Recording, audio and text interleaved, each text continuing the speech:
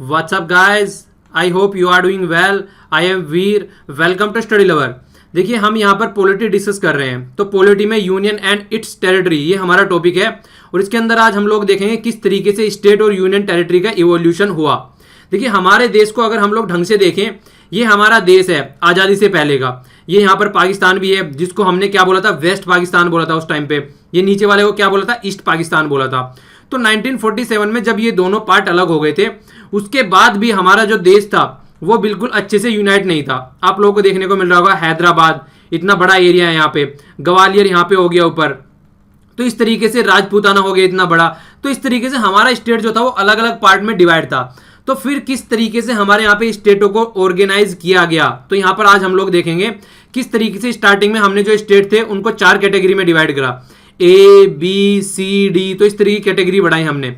फिर इस कैटेगरी को जो चेंज किया गया बाद में, वो कैटेगरी किस लिए चेंज करी गई और किस तरीके से चेंज की गई. फिर उसके बेस पर हम क्या देखेंगे, ये कमीशन और कमेटी देखेंगे.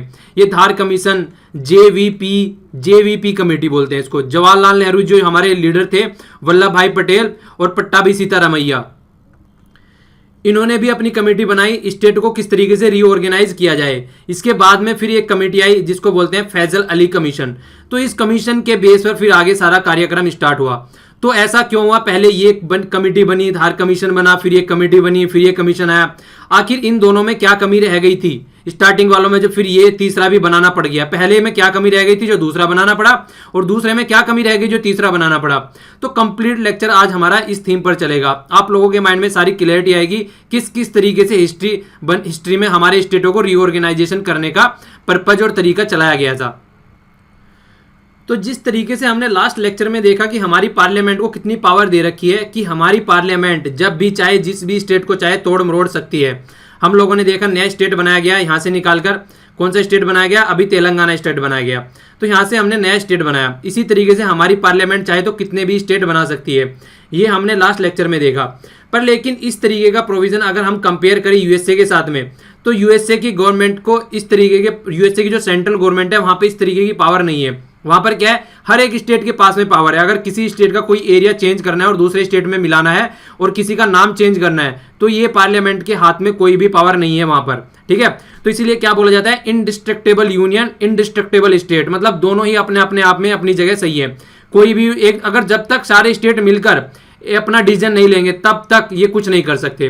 तो इसीलिए वहां का जो फेडरेशन का सिस्टम है वो, इसीलिए उसका एग्जांपल दिया जाता है. वो असली फेडरेशन का सिस्टम वहां पर निकल कर आता है यूएसए में. अमेरिका की बात कर रहे हैं हम लोग यहाँ पर लेकिन अगर इंडिया में देखा जाए, इंडिया में हम लोगों ने काफी कुछ देखा. हमारी पार्लियामेंट पूरा मैप ड्रॉ कर सकती है जिस तरीके से जब चाहे किसी भी स्टेट की बाउंड्री, नाम और कुछ भी चेंज कर सकती है, चाहे स्टेट राजी हो चाहे स्टेट राजी ना हो. तो हमारी पार्लियामेंट के हाथ में ये पावर है. अब आगे जिक्र करते हैं यहाँ पे आर्टिकल 4 के बारे में. तो आर्टिकल 4 के बारे में अगर हम लोग आगे बढ़े तो यहाँ पर क्या बोला गया है कि ये जो बातें लिखी गई हैं यहाँ पर, जो 3 बातें यहाँ पर लिखी गई हैं, अगर ये 3 बातें हैं तो किसी भी स्टेट को मतलब अमेंडमेंट करने के लिए उसको कॉन्स्टिट्यूशन अमेंड नहीं करना पड़ेगा. मतलब ये नहीं है कि ऐसा आर्टिकल 368 के अंदर आएगा वो. ठीक है, अगर इनमें से कुछ भी हो रहा है, जिस तरीके से क्या बोला गया है कि एडमिशन करना है किसी स्टेट का, नए स्टेट को बनाना है, तो आर्टिकल जो 2 के तहत आता है. फॉर्मेशन अगर न्यू स्टेट करना है, ऑल्टर बाउंड्री करनी है, या फिर क्या करना है, बाउंड्री या फिर नाम चेंज करना है किसी भी स्टेट का, तो ये चेंज तो होगा पर ये कॉन्स्टिट्यूशनल जो अमेंडमेंट होता है 368 के अंदर उसके तहत नहीं आएगा. मतलब स्पेशल मेजोरिटी जो हम लोग यूज करते हैं उसका यूज नहीं करना है. यहाँ पर एक सिंपल मेजोरिटी और ऑर्डिनरी लेजिस्लेशन के तहत इसको पास कर दिया जाएगा. ये क्वेश्चन कई बार पूछता है, अगर इस तरीके का अमेंडमेंट किया जा रहा है तो क्या वो आर्टिकल 368 के अंदर आएगा, क्या स्पेशल मेजोरिटी की जरूरत पड़ेगी? तो ऐसा कुछ नहीं है. ठीक है, तो यहाँ पर ये इस आर्टिकल के तहत नहीं आता है. ये क्वेश्चन कई बार पूछा जा चुका है, यूपीएससी, एसएससी और बैंकिंग में सब एग्जाम में पूछे जा चुके हैं इस तरीके के क्वेश्चन. तो ये एवरग्रीन क्वेश्चन है, कभी भी पूछ लिए जाते हैं इस तरीके के क्वेश्चन. अब बात क्या निकल के आती है, अब बात ये निकल के आती है हमारी पार्लियामेंट के हाथ में पावर है कि वो किसी भी स्टेट की बाउंड्री और नाम चेंज कर सकती है आराम से. पर क्या वो हमारे किसी स्टेट को, दूसरे किसी एरिया को या किसी स्टेट को किसी बाहर की कंट्री को सौंप सकती है? ये पावर हमारी पार्लियामेंट के हाथ में है. तो इस तरीके का क्वेश्चन आया सुप्रीम कोर्ट के सामने.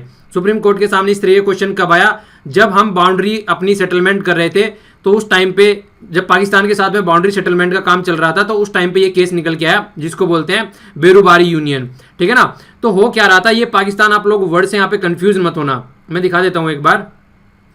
ये हो गया वेस्ट पाकिस्तान. तो जो यहाँ पे पाकिस्तान की बात कर रही है वो हम ईस्ट पाकिस्तान की बात कर रहे हैं यहाँ पर. ठीक है। तो ईस्ट पाकिस्तान को आज की डेट में बांग्लादेश बोला जाता है। 1971 की वार के बाद में क्या हुआ था, इसका नाम चेंज कर दिया गया था। उस तब तक उसको ईस्ट पाकिस्तान बोला जाता था। तो आज जो हम जिक्र कर रहे हैं वो इस वाले एरिया में जिक्र कर रहे हैं। एक्चुअली देखिए ये हमारे अंदर में से निकल के आया कंप्लीटली, ठीक है। तो अंदर से जो निकल के आया, तो कुछ एरिया ऐसे थे जो डिस्प्यूटेड एरिया थे एक दूसरे के बीच में, कि ये मेरा एरिया है। कहीं पे आप लोगों को पता होगा कई सारी यहाँ पे नदी भी है, यहाँ से गंगा आती है, उधर से ऊपर से ब्रह्मपुत्र आती है। तो इस तरीके से बहुत सारी नदियां भी हैं यहाँ पर। तो उन सब चीजों को देखते हुए क्या हुआ, यहाँ पर बहुत सारे ऐसे एरिया हो गए कि उनमें कंफ्यूजन था कि उसको किधर रखा जाए। तो इस तरीके का जब सेटलमेंट करने की बात आई तो तब की बात चल रही है। तो पूछा गया क्या पार्लियामेंट के हाथ में पावर है कि इस तरीके का डिसीजन लिया जाए। तो सुप्रीम कोर्ट के हाथ में इस तरीके का केस आया। तो सुप्रीम कोर्ट ने उस टाइम पे क्या बोला, उस टाइम पे जो डिसीजन निकल के आया उसके थ्रू, कि पार्लियामेंट की पावर है घटाने की, अगर एरिया चाहे घटा सकती है, पर अपनी टेरिटरी को किसी फॉरेन टेरिटरी को नहीं सौंप सकती है। अगर ऐसा कुछ करना पड़ा तो ओनली अमेंड किया जाएगा कॉन्स्टिट्यूशन के, उसके तहत ही ऐसा होगा, और वो किया जाएगा अंडर आर्टिकल 368। तो हमारी पार्लियामेंट के हाथ में इतनी पावर नहीं है कि उससे इस तरीके के डिसीजन लिए जा सके कि अपनी टेरिटरी किसी को दे दे।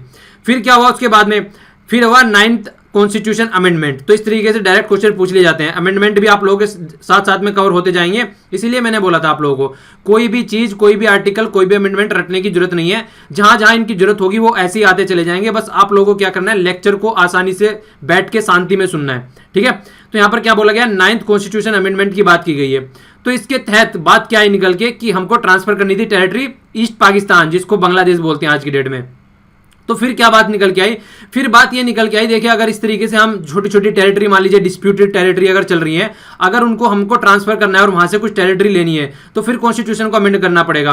तो सुप्रीम कोर्ट ने 1969 में फिर क्या बोला कि सेटलमेंट अगर बाउंड्री का डिस्प्यूट का करना है तो वहां पर किसी कॉन्स्टिट्यूशन अमेंडमेंट की आप लोगों को जरूरत नहीं पड़ेगी। मतलब अगर आप लोगों को अपनी टेरिटरी वैसे ही मजे मजे में किसी को देनी है तो कॉन्स्टिट्यूशन अमेंडमेंट करना पड़ेगा। पर लेकिन अगर आप कोई बाउंड्री का डिस्प्यूट सेटल करना चाहते हैं तो वहां पर कॉन्स्टिट्यूशन को अमेंड करने की जरूरत नहीं है, ठीक है। तो यहां पर कॉन्स्टिट्यूशन को अमेंडमेंट करने की जरूरत नहीं है। पर ऐसा नहीं है कि आप किसी को अपनी टेरिटरी सौंप देंगे, वहां पर भी जरूरत नहीं है। वहां पर जरूरत पड़ेगी अगर आप कोई टेरिटरी सौंपना चाहते हैं। पर लेकिन अगर डिस्प्यूटेड एरिया को सॉर्ट आउट करना चाहते हैं तो वहां पर अमेंडमेंट की जरूरत नहीं पड़ेगी। तो नॉर्मली एग्जीक्यूटिव एक्शन के द्वारा ही, जो हमारी एग्जीक्यूटिव है उसके एक्शन के द्वारा ही इसको सॉर्ट आउट किया जा सकता है। तो ये बोला गया। तो इस तरीके क्वेश्चन कई बार बनते हैं कंफ्यूजन क्रिएट करने के माइंड में। तो ये सब आप लोगों को याद रखना है अगर इस तरीके का कोई पॉइंट बनता है तो यहां पर अब हम लोग देखेंगे evolution of its states and union territory. तो यहां पर हम लोगों को पता है जब हमारा देश आजाद हुआ तो आजादी के टाइम पर हमारे देश का मैप क्या था वो हम लोगों ने अभी देखा। उस टाइम पर दो कैटेगरी में डिवाइड था अगर ढंग से देखा जाए। एक साइड में तो हो गया ब्रिटेन की 2 प्रोविंस थी जहां पर ब्रिटेन का डायरेक्ट कंट्रोल था, मतलब डायरेक्ट पूरा कंट्रोल उन्हीं का था। वहां पर जो भी करना है एडमिनिस्ट्रेशन या फिर रेवेन्यू से रिलेटेड कुछ भी करना है तो वो ब्रिटेन वाले करते थे, मतलब यहाँ पर अंग्रेज करते थे, जो कि स्टार्टिंग में गवर्नर जनरल जिनको बोला गया था और लास्ट में आगे फिर वाइसराय बोलने लगे थे। लेकिन कुछ पोर्शन ऐसा था जो प्रिंसली स्टेट बोलते थे, वो इनडायरेक्ट कंट्रोल में थे। Paramountcy of crown British crown बोलते हैं उसको, इनडायरेक्ट कंट्रोल में थे ये, ठीक है ना। पर लेकिन रूल जो किया जा रहा था वो हमारे नेटिव रूलर के द्वारा, नेटिव प्रिंसेस के द्वारा यहाँ पर किया जा रहा था, पर इनडायरेक्ट कंट्रोल में थे वे ब्रिटेन के ही। तो यहाँ पर क्या हुआ, जैसे ही इंडियन इंडिपेंडेंस एक्ट बना 1947 तो 2 सेपरेट स्टेट बन गए। एक साइड में पाकिस्तान बन गया, दूसरी साइड में इंडिया बन गया। तो 2 सेपरेट स्टेट बन गए। तो दोनों सेपरेट स्टेट बनने के बाद में बातें आने लगी सामने की जो प्रिंसली स्टेट हैं उनका क्या किया जाएगा। उनसे पूछा गया भाई साहब आप क्या करना चाहते हो। तो उनके पास में 3 ऑप्शन रखे गए यहाँ पे। पहला तो बोला गया कि आप इंडिया को ज्वाइन कर लो, दूसरा बोला पाकिस्तान को ज्वाइन कर लो और तीसरा बोला इंडिपेंडेंस रहो। तो यहाँ पर आज अगर देखा जाए, काउंट किया जाए तो 552 टोटल प्रिंसली स्टेट थे, ठीक है ना, जिनकी ज्योग्राफिकल बाउंड्री इंडिया के साथ में कनेक्ट कर रही थी डायरेक्ट और इनडायरेक्ट वे में। उनमें से क्या हुआ, उनमें से 549 जिन्होंने ज्वाइन कर लिया और 3 बच गए। 3 कौन कौन से बच गए, हैदराबाद बच गया, जूनागढ़ बच गया और कश्मीर बच गया। ये आप लोग यहाँ पर मैप में भी देख सकते हैं अच्छे से। ये यहाँ पर हो गया जूनागढ़, ठीक है ना, गुजरात में पड़ता है, और यहाँ पर हो गया ये हैदराबाद, और ये हो गया जम्मू और कश्मीर। तो यहाँ पर ये इस तरीके से स्टेट बच गए 3 अगर देखा जाए। तो इन्होंने क्या बोला, हमको इंडिपेंडेंट रहना है, तो इन्होंने बोल दिया इंडिपेंडेंट रहना है। अब इनके हिसाब से थोड़ी ना काम चलेगा, ये बोलेंगे कि हमको कल को पाकिस्तान के साथ में मिलना है जाके, तो इनको अलाउ थोड़ी ना किया जाएगा उस तरीके से, क्योंकि ये देखिए तो बिल्कुल बीच में हो गया इंडिया के, तो ये पॉसिबल नहीं था उस तरीके से इनको इतना इंडिपेंडेंसी देना। पर फिर क्या किया गया, कुछ टाइम बाद में, ये हिस्ट्री में आप लोगों ने पढ़ा होगा अच्छे से, हिस्ट्री में इसका पूरा इवोल्यूशन है ढंग से। क्या हुआ, कुछ टाइम बाद में जो हैदराबाद था ये भी मैच करने के लिए क्वेश्चन कई बार आ जाता था। उसके तहत क्या चला, पुलिस एक्शन चला, मतलब पुलिस के एक्शन के तहत वहां के जो निजाम थे उनको डरा धमकाकर इसको क्या किया गया, इंडिया में मिलाया गया। जो जूनागढ़ था वहां पे रेफरेंडम करवाया गया, मतलब वहां की जनता से पूछा गया कि आप क्या चाहते हैं। तो जूनागढ़ की जो जनता थी उन्होंने अपना रेफरेंडम करने के बाद में बोला हम तो यूनियन ऑफ इंडिया में मिलना चाहते हैं। और जो तीसरा था जो कश्मीर था, वहां में इंस्ट्रूमेंट ऑफ एसेसन, ये एक तरीके का डॉक्यूमेंट था जिसमें सारे स्टेट, जितने भी आप लोगों को यहाँ पर स्टेट आज की डेट में दिखने को मिल रहे हैं यहाँ पे, हालांकि कुछ नए क्रिएट हो गए हैं, पर उस टाइम पे जितने भी स्टेट थे उन्होंने क्या किया, उन्होंने आकर एक कागज पर साइन किया। उस पर कागज पर साइन करने का मतलब था कि हम इंडियन यूनियन की संप्रभुता एक्सेप्ट करते हैं। ठीक है, तो ये बात यहां पर बोली गई, तो वो इंस्ट्रूमेंट ऑफ एसेसन बोला जाता है उसको। तो ये था वहां पर जिसमें जम्मू और कश्मीर ने साइन किए। ठीक है, तो यहां पर क्या था, तो तीनों स्टेट के बारे में आप लोगों को पता होना चाहिए। तीनों का मिलाने का अलग अलग तरीका था, एक तरीके से तीनों को नहीं मिलाया गया। इस तरीके का क्वेश्चन कई बार आता है मैच करने के लिए, किस किस पोजीशन में और सिचुएशन में किस स्टेट ने, मतलब एक तरीके से घुटने टेके आप लोग बोल सकते हैं किसके सामने, सरदार वल्लभ भाई पटेल के सामने। तो ये एक तरीके से इनको किस किस तरीके से मिलाया गया, तो ये कंफ्यूजन आपके माइंड में नहीं होना चाहिए। ओके, देखिए रिवीजन अगर आप लोग करते रहेंगे ना आराम आराम से, तो आप लोगों को और किसी भी चीज की जरूरत नहीं है। रिवीजन करते रहिए आराम से, मिनिमम जैसे कि आप लोगों ने आज मान लीजिए आज वीडियो देखी, उसके बाद में क्या करें, थोड़े टाइम बाद में रिवीजन कीजिए। कितने टाइम बाद में, कम से कम 24 आवर के बाद में, फिर 3 दिन के बाद में रिवीजन होना चाहिए, और उसके बाद में 7 दिन के बाद में, फिर 14 दिन के बाद में। अगर आप ये साइकिल लेकर चल रहे हैं ना, तो आप लोगों को कभी भी कोई भी प्रॉब्लम नहीं पड़नी है। जिस दिन भी आप एग्जाम में पेपर देने बैठोगे तो एक एक पॉइंट आप लोगों के माइंड में और दिमाग में एकदम बिल्कुल क्लियर, क्रिस्टल क्लियर की तरह आएगा। पर लेकिन ये है कि रिवीजन आप लोगों को करना ही करना पड़ेगा। ठीक है, तो ये फोकस देके चलिए कि रिवीजन को साथ साथ लेके चलिए। तो स्टार्टिंग में जैसे ही हमने अपना कॉन्स्टिट्यूशन अडेप्ट किया, कब किया था, 26 जनवरी 1950 में। तो ये हमारा कॉन्स्टिट्यूशन हम लोगों ने लिया। तो इस कॉन्स्टिट्यूशन को बनाने के बाद में तो 4 फोल्ड हमने क्लासिफिकेशन कर दिया स्टेट का। पहले देखिए स्टार्टिंग में सबसे बड़ी तो यही बात थी कि किस तरीके से हमको कॉन्स्टिट्यूशन बनाना है। अब कॉन्स्टिट्यूशन बन गया, कॉन्स्टिट्यूशन बनने के बाद में अब ये बात आ गई कि अपने स्टेट को किस तरीके से रीऑर्गेनाइज करना है, किस तरीके से कौन से स्टेट का कितना एरिया डिफाइन करना है। तो यहाँ पे क्या किया, स्टार्टिंग में 4 पार्ट में डिवाइड कर दिया। ये क्वेश्चन भी कई बार पूछा जाता है कि 4 पार्ट में क्या क्या रखा गया था। यहाँ पे उस टाइम पे 4 पार्ट में डिवाइड किया गया, पर आज की डेट में कितने 29 स्टेट बन चुके हैं यहाँ पे। उस टाइम पे 4 पार्ट में डिवाइड किया गया था। तो 4 पार्ट जो थे, ये 4 पार्ट भी कई बार मैच करने के लिए आ जाते हैं, तो इनके बारे में आप लोगों को पता होना चाहिए। तो जो फर्स्ट पार्ट था उसमें 9 स्टेट थे। ठीक है ना, जो पहले स्टेट थे जहां पे ब्रिटेन का रूल था डायरेक्ट, ये वाले स्टेट थे। जो फिर बी पार्ट था उसमें 9 स्टेट रखे गए, जहां पे क्या थे, प्रिंसली स्टेट रखे गए इसमें। ठीक है ना, प्रिंसली स्टेट थे जो पहले। इसके बाद में जो सी में रखा गया उसमें कुछ तो कमिश्नर्स थे, जो कमिश्नरी थी उनके स्टेट थे, और कुछ ब्रिटिश इंडिया के भी थे। तो इनको एक तरीके से कंबाइन कर दिया गया, जिनका वो नहीं होता है आधा पार्ट कहीं पे और आधा पार्ट कहीं पे है, जिनका कंफर्मेशन नहीं था उनको इसमें डाल दिया गया। और डी पार्ट है कंप्लीटली अंडमान एंड निकोबार से रिलेटेड। तो ये कंप्लीट इस तरीके से हम लोगों ने डिवाइड किया था जब हमारा संविधान बन गया। उसके बाद में इस तरीके से हमने इसको डिवाइड कर दिया था। तो ये 4 फोल्ड जो स्टेटस किया गया स्टेट को, ये कई बार क्वेश्चन में पूछ लिया जाता है, कई बार मैच करने के लिए आ जाता है कौन सा किस में था, ए में कौन था, बी में कौन था, सी में कौन था, डी में कौन था। तो इस तरीके से मैच करने के लिए आ जाते हैं। तो आप लोगों के माइंड में क्लैरिटी होनी चाहिए। तीसरे को अगर मान लीजिए एक बार को आप भूल भी जा रहे हैं कौन था, कम से कम ए में याद रखिए। ए में कौन था, ब्रिटेन इंडिया थी, बी में कौन था, प्रिंसली स्टेट थे, और डी में कौन था, डी में था अंडमान एंड निकोबार, सी तो फिर मैच हो ही जाएगा। तो कम से कम 3 तो आप लोग याद रख सकते हैं, जिससे कि आप लोग आसानी से क्वेश्चन को अटेम्प्ट कर सकें। ओके, अब यहां पर हम इन कमीशन और कमेटी की बात करेंगे। तो यहां पर देख लेते हैं हम क्या क्या डिफरेंस है। तो क्या डिफरेंस था दोनों ने जिस तरीके से रिपोर्ट सबमिट करी। तो पहले आप लोग एक बार मैप देखिए थोड़ा, ये मैं आप लोगों को अभी मैप दिखाया था, तो ये वाला मैप हो गया। तो इस तरीके की हमारी कुछ स्टेट की कंडीशन थी। अजमेर दिख रहा है यहाँ पर, गुजरात दिख रहा है आप लोगों को। ठीक है ना, ये आज के स्टेट दिख रहे हैं यहाँ पे, जो ब्लू में है ये देखिए यहाँ पे दोनों दिखा रखे हैं, ये ब्रिटिश इंडिया है। ठीक है ना, और जो प्रिंसली स्टेट है ये ब्लू में दिखा रखा है, येलो और ब्लू दोनों डिवाइड कर रखे हैं। तो इस तरीके से भी आप लोग समझ सकते हैं। अगर देखना चाहे तो ब्रिटेन का कहाँ पे कंट्रोल था, ये वाला एरिया हो गया, ये वाला एरिया हो गया, ये यहाँ पे हो गया, और जो प्रिंसली स्टेट थे वो ये वाले स्टेट थे। ठीक है ना, तो ये इस तरीके से डिवाइड थे उस टाइम पर। तो आप लोगों को यहाँ पर देखने को मिल रहा होगा, यूपी को यूनाइटेड प्रोविंस बोलते थे उस टाइम पर। कई सारे नाम थे सबकी स्टेटों के, आज की डेट में जो कंप्लीटली चेंज हो चुके हैं। तो उस टाइम पे क्या आया, उस टाइम पे ये दिखने लगा कि किस तरीके से स्टेटों को चेंज करना है। तो चेंज करने वाली जब बात आई तो अलग अलग रीजन से अलग अलग बातें निकल के आने लगी, किस तरीके से इसको चेंज करना चाहिए। तो कहीं घूम फिर कर एक बात आती थी कि लैंग्वेज के बेस पर चेंज कर दो इसको, तो लैंग्वेज के बेस पर चेंज कर दो। तो अगर बात करनी है लैंग्वेज के बेस पर चेंज करने की, तो एक कमीशन सेट किया गया जिसको बोला SK धर कमीशन। ठीक है ना, तो इनके अंडर में एक कमीशन बनाया गया और जिसपे बोला गया कि आप लोग देखिए, मतलब उस रीजन में जाइए और वहां पर देखिए क्या क्या सिचुएशन है और क्या कंडीशन है, क्या हम स्टेट को रीऑर्गेनाइज कर सकते हैं लैंग्विस्टिक फैक्टर पर, लैंग्वेज के बेस पर।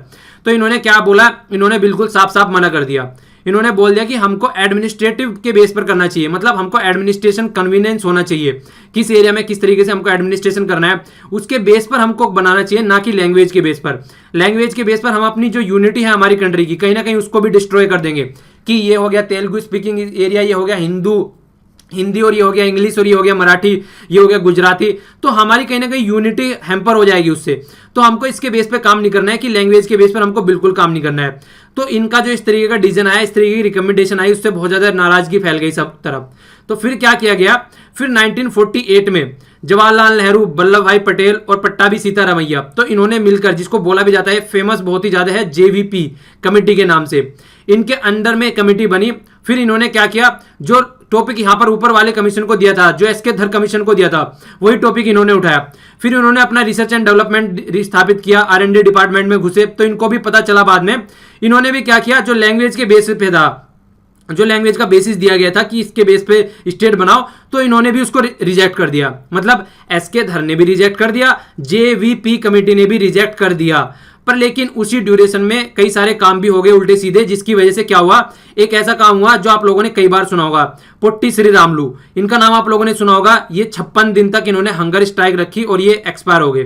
ठीक है, तो इनकी डेथ की वजह से बहुत ज्यादा एक तरीके से प्रॉब्लम क्रिएट हो गई सदर्न स्टेट में। तो उस टाइम पे क्या किया, मद्रास जो स्टेट था उसमें से आंध्र प्रदेश निकाला गया लैंग्वेज के बेस पर।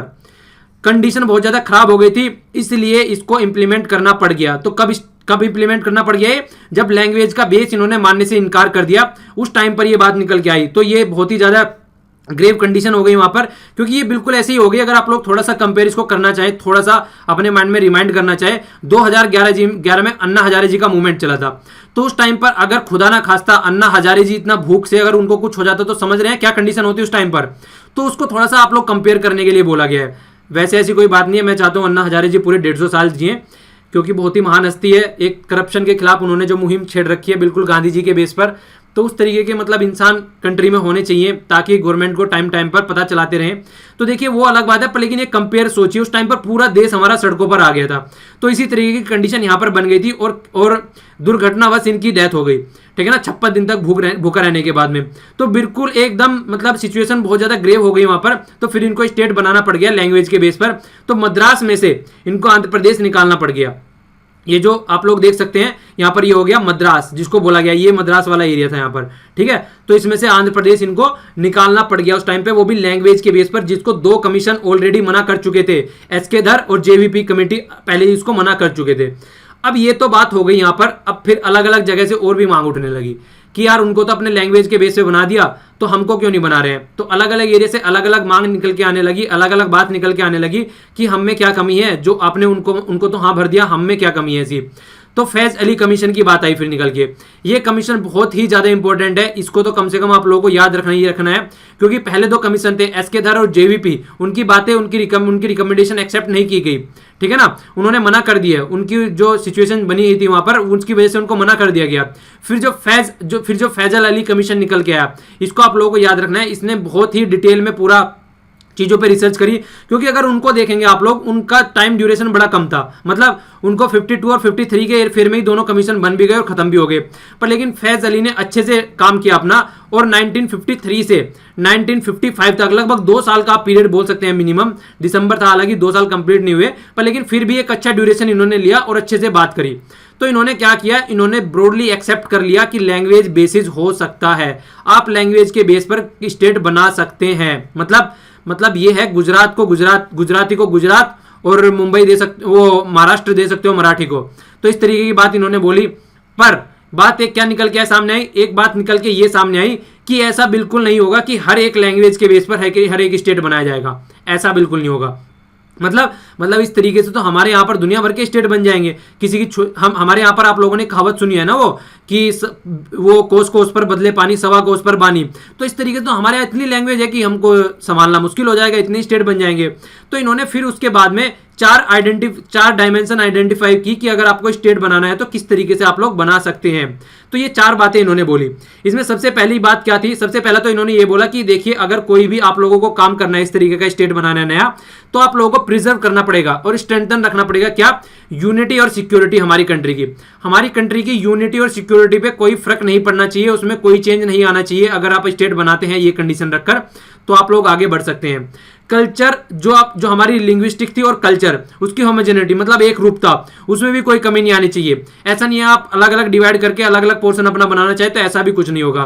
तीसरा क्या है, फाइनेंशियल, इकोनॉमिक और एडमिनिस्ट्रेटिव कंसिडरेशन भी ली जाएगी, जो कि एसके धर कमीशन ने भी बताई थी। ठीक है, तो वो वाली कंसिडरेशन भी यहां पर आ गई। इसके बाद में क्या है, इसके बाद में बात ये निकल के आई कि प्लानिंग एंड द प्रमोशन होना चाहिए हर एक स्टेट के जो आदमी है, इंसान है उनका, और इसके अलावा अपनी कंट्री के बारे में भी सोचना है, होल कंट्री के बारे में सोचना है। ऐसा नहीं है अपना अपना स्टेट पकड़ के बैठ गए कि हमको तो इसके बारे में सोचना है और हमको इसके बारे में सोचना है।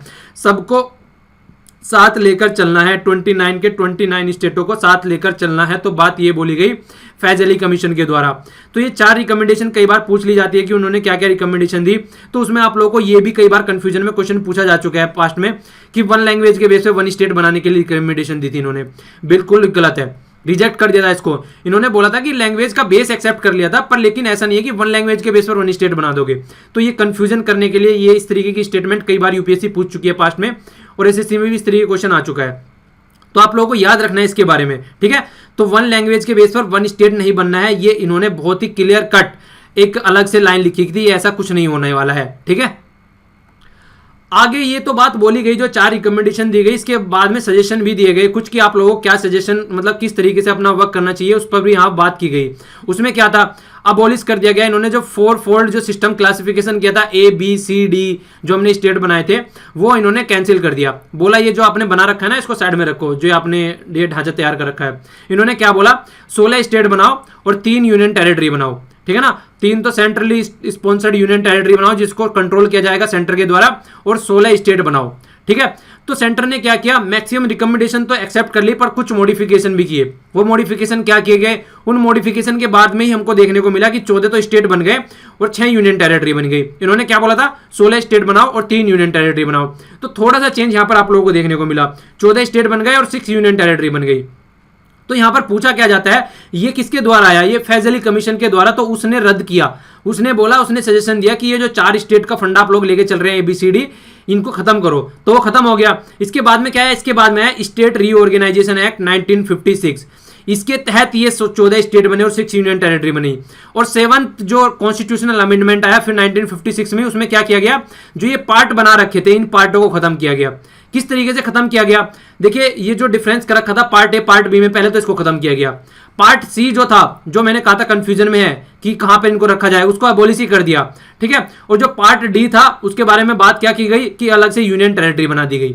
ठीक है, तो इस तरीके से जो ABCD जो वहां पर पार्ट थे जो हमने बना रखे थे वहां पर, अगर उसमें आप लोग स्टेट काउंट करें तो कितने स्टेट थे वहां पर उस टाइम पे, तो वहां पर 9 तो पहले वाले में रखे गए थे, 9 दूसरे वाले में रखे गए थे, 10 तीसरे वाले में, और बीच में भी कई सारे स्टेट थे। तो वहां पर बहुत सारे स्टेट थे, पर लेकिन यहां पे इन्होंने क्या किया, यूनाइट कर दिया, 14 स्टेट बनाए और 6 यूनियन टेरिटरी बनाई। तो इस तरीके से कहीं ना कहीं आप लोगों को देखने को मिलेगा कि नवंबर 56 में जो क्रिएट किए गए वो एक कहीं ना कहीं यूनाइट इंडिया होता हुआ नजर आ रहा था यहाँ पर, जो कि पहले कितने में लगभग 552 जो छोटे छोटे स्टेट में डिवाइड हो रखा था, वो अब जो 1956 में आके यहाँ पर एक यूनाइट होता हुआ इंडिया नजर आ रहा है। यहाँ पर 3 कमीशन से निकल के आए, ये एसके धर, JVP और बाद में आया फैज अली कमीशन। और जो रिकमेंडेशन एक्सेप्ट की गई, प्रॉपर वे में इंप्लीमेंट की गई, वो लास्ट वाले कमीशन की इंप्लीमेंट की गई। इसीलिए ये सबसे लास्ट वाला कमीशन सबसे ज्यादा इंपॉर्टेंट है। आगे मैं आप लोगों को यहां पर एक बात बताना चाहता हूं। देखिए, अगर आप लोग हिस्ट्री पढ़ते हैं या फिर कॉन्स्टिट्यूशन मतलब पास्ट का अगर कुछ भी पढ़ते हैं, तो आप लोग क्या किया करें, थोड़ा सा उस वाले एरिया में, मान लीजिए आप यहां पर जैसे एसके धर कमीशन की बात कर रहे हैं, ठीक है ना, JVP कमेटी की बात कर रहे हैं, या फिर फैज अली कमीशन की बात कर रहे हैं, तो यहां पर आप लोग क्या कह रहे, थोड़ा अपने आप को वहां पर काउंट कर लिया कि अगर मैं होता यहां पर तो कैसे करता। अगर आप लोग अपने आप को सिचुएशन में रख देंगे ना ले जाके, तो आपकी जो प्रॉब्लम है वो सोल्व हो जाएगी। तो इस तरीके से थोड़ा आप लोग सोचने की कोशिश करें, तो उससे क्या होगा, आप एक एनालिटिकल और रीजनल थिंकिंग निकाल के लाएंगे। मतलब जो सही है वो चीज समझ पाएंगे और जो गलत है वो चीज साइड में रखेंगे। तो उस तरीके से आप लोगों को चीजों को समझ के चलना है, ठीक है। और देखिए जब लेक्चर आप लोगों को पसंद आता है तो उसको शेयर कर दिया कीजिए और थोड़ा रिवीजन भी कर लिया कीजिए, क्योंकि शेयर करने का मतलब ये है कि आप लोग जितना ज्यादा रिवीजन कर सके। और जो लेक्चर देखिए आप लोगों को बिल्कुल ऐसे नहीं सुनना है कि बस एग्जाम के पॉइंट ऑफ व्यू से सुनना है। हमारा कॉन्स्टिट्यूशन है, ये इंडियन कॉन्स्टिट्यूशन है, बहुत ही मशक्कत के बाद बनाया गया है। तो इसको ऐसे समझने की कोशिश करो कि हमारा कॉन्स्टिट्यूशन है, हमको इसको जानना है, इसी के बेस पर आपको अपने राइट और ड्यूटीज का पता चलेगा। तो उस तरीके से आपको ये देखना है, ठीक है। और देखिए आप में से एक स्टूडेंट ने सजेशन दिया था कि सर आप लेक्चर में ये भी बता दिया कीजिए, मतलब थोड़ा सा कि देखिए थोड़ा सा फोकस किया कीजिए आप लोग, मतलब जिस तरीके से बर्थडे वगैरह होता है तो मतलब पेड़ लगा सकते हैं आप लोग, ठीक है ना। तो अपना एक इस तरीके से काउंट करिए कि जब भी मेरा बर्थडे आएगा तो मैं एक पेड़ लगाऊंगा। तो इस तरीके की चीजें आप लोग कर सकते हैं, अपनी पृथ्वी को हम हरा भरा बना सकते हैं। और वाटर और ट्रीज को सेव कीजिए और अपने आसपास सफाई रखिए। तो यही बात मुझे बोलनी थी। बाकी तो आप लोग सब जानते हैं, समझदार हैं।